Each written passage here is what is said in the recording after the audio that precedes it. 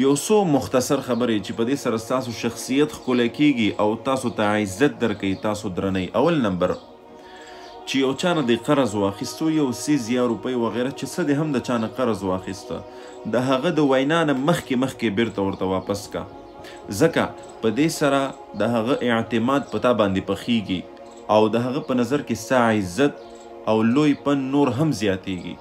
نو دې ته انتظار مه کوه چې ودرېږه دی به ما پسې راشي، دی به ما ته کال وکړي، میسج به وکړي، کور ته به راپسې راشي، بیا به دته زه دا قرض ادا کړم. هېڅکله یو سړی دومره مه مجبوروه. دویم دا، یو چا سره د کار دی او ته ورته کال کې، نو یو ځل ورته کال وکړه، اټینډ یې نه کو پرېږده. دویم ځل ورته بیا وکړه، اټینډ یې نه کو بیا بیخي پرېږده. د دوو ځلو نه زیات هېڅکله چاته کال مه کوئ.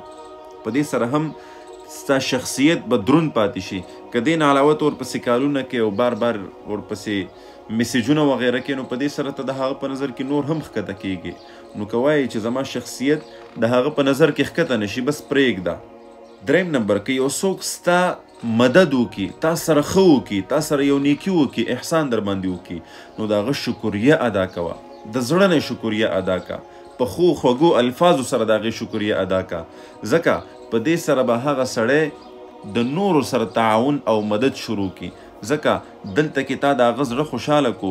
د انسان فطرت عادت دا دی چې کوم ځای کې او په کوم کار سره د هغه زړه خوشحالیږي، د هغې طرف ته بیا ځي او هغه کار بار کوي په خپل ژوند کې. څلورم نمبر، که ته یو چا ته څه نصیحت کې په یو خبره باندې پوهې، نو بهتره خبره دا ده، د عزت خبره دا ده چې هغه سړی ته یوازې راوله یو طرف ته یې که، په دې خبره باندې پوه که چې وروره دا خبره داسې نه داسې ده.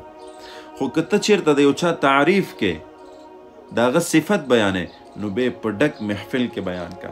په دې سره به هغه سړي ته ډېره حوصله میلاو شي او د هغه په زړه کې به ستا عزت او قدر تر اسمانه پورې ورسیږي. پنځم نمبر، که چېرته ته د یو ملګري سره په اول ځل باندې یو ځای ته سفر کې، نو هغه ملګری به په اول ځل ستا کرایي ادا کوي. ملګرتیا کې اکثر دغسې وي. نو په اول ځل باندې که ته هر څومره هغه ته ستونه وکړې، هغه به ستا کرایي ادا کړي. خو په دویم وار کوشش کوه خپله کرایي، خپله خرچه دا په خپله باندې ادا کوه. په دې سره به د هغه په نظر کې ته عزتمن ثابت شي، لالچي نه. شپږم نمبر، که چېرته یو ملګری تا هوټل ته راوغواړي او درته ووایي چې راځه نن زه په تا باندې خوراک کوم، نو کله چې هوټل ته لاړئ، هېڅکله د خپلې خوښې آرډر مه ورکوه. ستا ملګری به تا ته ډېر وایي چې په خپله خوښه آرډر ورکوه، څه چې خوري هغه آرډر که چې راشي. هېڅکله داسې مه کوه.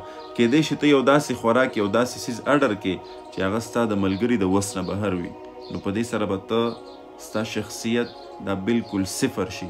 نو هېڅکله د دې خبرو نه ډډه وکئ په ژوند کې. دغه وړې خبرې چې دا ستا شخصیت ښکته کولی هم شي، بره کولی هم شي، تا بې عزته کولی هم شي او تا ته عزت هم درکولی شي.